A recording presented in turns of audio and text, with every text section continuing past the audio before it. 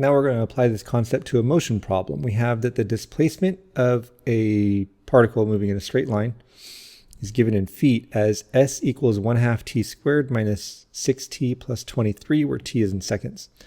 And we're asked to find the average velocity over each time interval. This should look familiar from a previous video. And we have time intervals that, if you notice, all involve the number 8. And then in part B, we're asked for the instantaneous velocity when t is equal to 8. In other words, we're asked for the derivative at the point where t equals 8.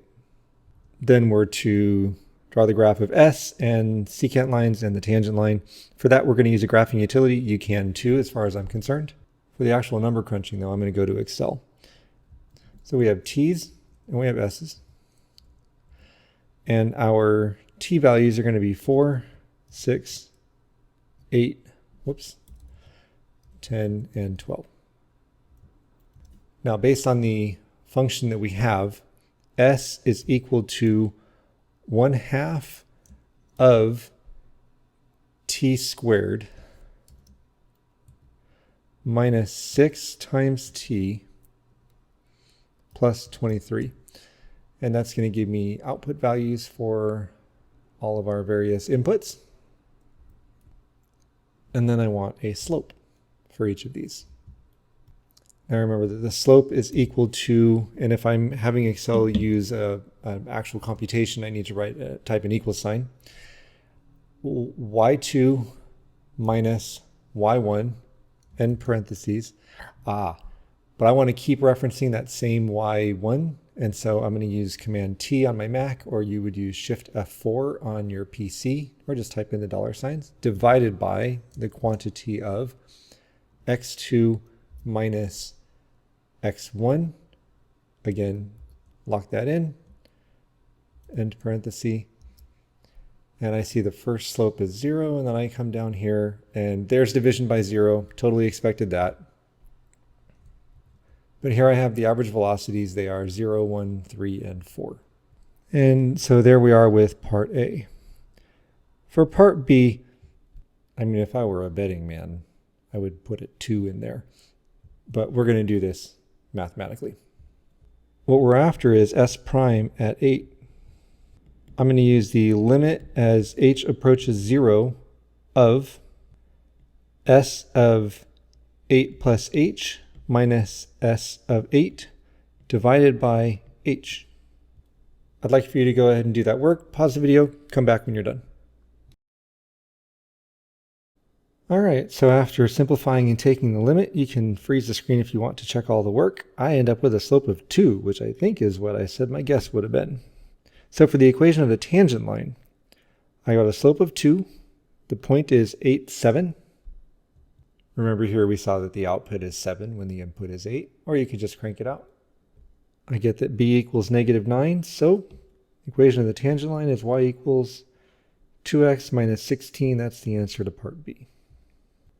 As for the graphing of the secant lines, again, here I have ordered pairs xy and a slope, xy, well, I guess 6, 5, and a slope of 1.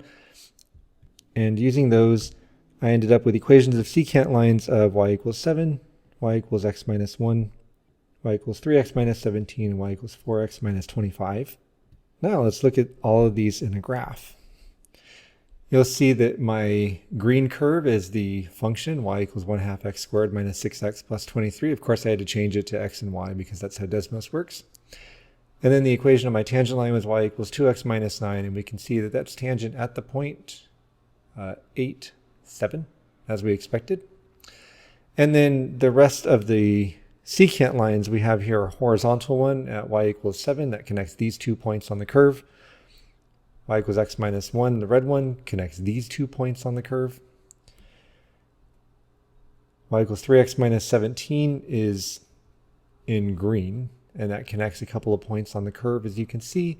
And then finally, y equals 4x minus 25. But they all intersect here at the point where x is equal to 8, or where t is equal to 8.